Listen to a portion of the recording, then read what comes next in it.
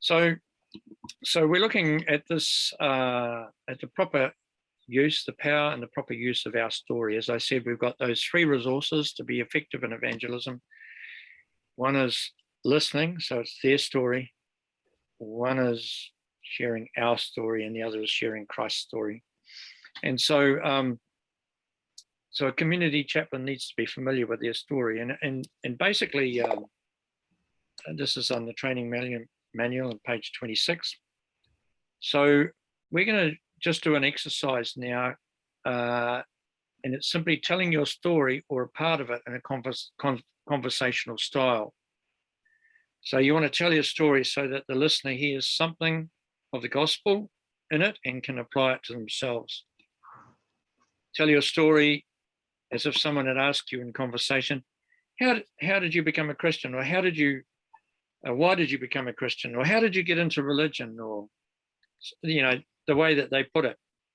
So for today, we will pretend we're in a cafe and you've just shouted me coffee, and I've asked you the question, tell me how you got into this religious stuff.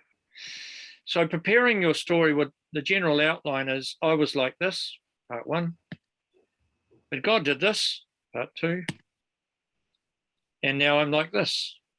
Okay, now I came to Christ as a 7-year-old. I wasn't delivered from drugs apart from Pamol, and so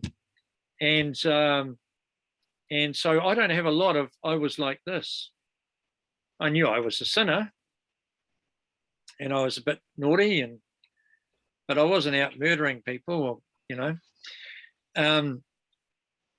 But God did this, and I remember the moment when I put my faith in Christ, and I also remember when I was baptized when I was about 13 or 14.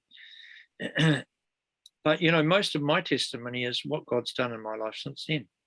So for me, part 3 will be the bigger part. Some of you have come to Christ older, and you had a bit of history before you came to the Lord, and so that might take up more of your story.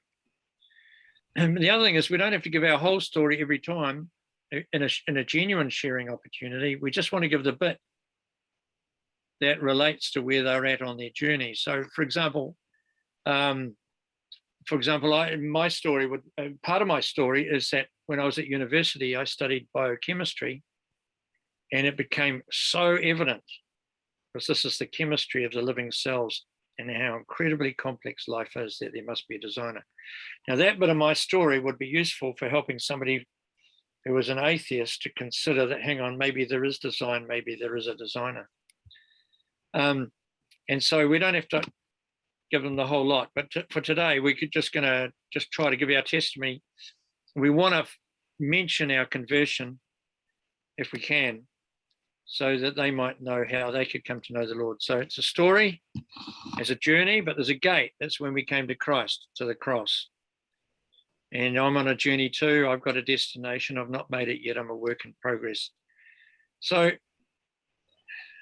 there is this page here in your notes is if you were going to prepare your own story for a presentation at a church service or some event.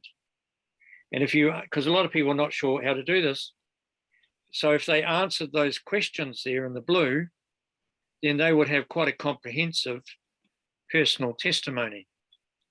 But of course, you don't want to give somebody the whole download when you're having a conversation in a restaurant, in a cafe, in a normal life situation.